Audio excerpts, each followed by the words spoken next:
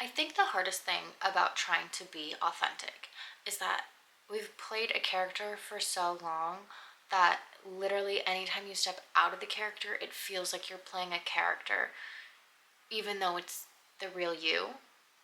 I don't know how to make that make sense, but it's just something that I keep coming back to because I know I'm supposed to be authentic in my videos, and it's like the the layers that go in to trying to actually find who you are authentically. Like, when I'm filming these, I keep wanting there to be a point. I keep wanting there to be structure. I keep wanting there to be like 3 reasons why, 5 reasons why. And it's because my brain keeps defaulting to what every single person makes videos about online currently. And it's like, that's not actually who you are. You do not think structuredly at all. If anything, you are a let's have 17 thoughts within one thought kind of gal, and within those 17 sub thoughts you're gonna make some really weird connections, and that's how my brain thinks. And it's like, I wasn't born to do 3 steps. Like, even my first video on here, 5 things that I learned outside of corporate. What? That's not me. That's a fake video.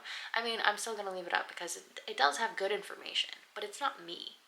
And that's where the struggle goes. Because when you're creating all of these content and you're like looking, how can I actually like make money online? It's like, well, normally you need followers for that, and it's like, okay, how do I get the followers?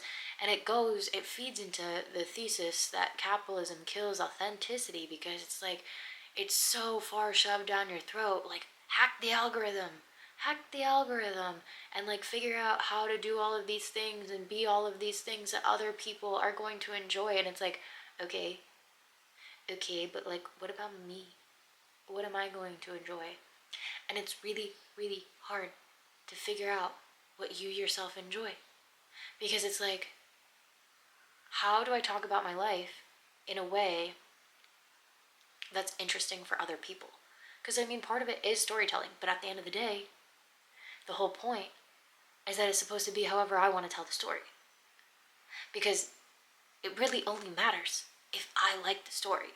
It actually doesn't matter if other people get the story or like the story. And it's just difficult because, yes, authenticity here is hard. And then you start getting into actual real relationships, right? And it's like, when you were someone that people pleased for so long, it's like figuring out, okay, is this people pleasing, or do I actually want to do this? I was thinking about this the other day because, low-key, I think I might have autism. I'm not positive. I never was tested for it, but I could see how I'm on the spectrum for sure. And so I was thinking about the concept of masking versus people pleasing versus just like straight up manipulation. And I was like, where do you draw the lines on all of those things? Because realistically, like, aren't people that masking technically kind of people pleasing slash technically kind of manipulating? Are they kind of all three the same exact thing? Or do they actually have, like, is it because you're looking at it from a different lens that it makes it feel different as to what they are? Because if you think about it, people pleasing is manipulating. Like, it's actually really selfish to be a people pleaser. And I know people do say that online, but like, it really is. It's not a virtuous thing. Because really, you're just holding back your own emotions, so the whole relationship feels fake to the other person because they don't actually know what you feel. And that's why relationships are really hard, especially when you have multiple people pleasers. But also, at the same time, if you think about codependency is literally two people saying, hey, let's equally agree to not comment on the things that are bothering us about each other, so that way this can seem civil on the surface when both of us actually have huge resentment towards each other. Like, what? How are you supposed to be your authentic self if you're constantly trying to make someone else feel okay? But at the same time, they can't even fix themselves because they're not given the opportunity to even know what's going on in your head. It's insane. I don't know. Authenticity is just like, it's a very hard concept, and I think it's very hard to teach someone to be authentic. And quite frankly, again, this is where literally after every single video that I film, I'm like, I ask my tarot cards and I'm like, yo, was that authentic? Was the energy there authentic? And every single time it's like, no, but you're getting closer. No, but you're getting closer. No. And it's just like, bro, it's weird how you have to practice being yourself. Like, what? What? Why do we live in a world where you have to practice being yourself? I mean, I guess no matter what, you have to practice being yourself, even if you weren't taught to not be yourself. But it's just like, when you say it that way, you're just like, what the fuck? Yeah. I don't know. Authenticity is like it's a weird concept, and one that I was actually thinking a lot about back in like November. And I wrote a really kind of fucked up poem about it. And I think it's on my YouTube. But it was basically just me talking about, like, in relationships, it was really hard for me to understand if I was actually kind of a sociopath, because I was like, do I actually feel this emotion? Or, like, am I just kind of reflecting it back to you? Or, like, am I just trying to, like, make you feel better? Like, the amount of emotional regulation that I was doing in relationships and then getting frustrated at other people, I'm like, bro, no wonder you were exhausted. Stop doing that.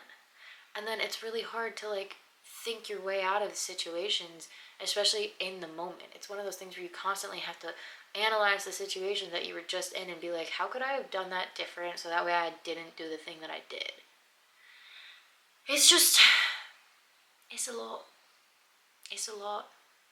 And I don't know that there is even an effective way of explaining, like, how to be your authentic self, because I feel like everyone is so fucked up in their own way that to reach where they need to go with their authenticity is like such a personalized path. But I guess that's also kind of goes into everything that I talk about, is in creating the self and understanding the self. Because if you understand the self, then you're not being anybody else. You're being yourself.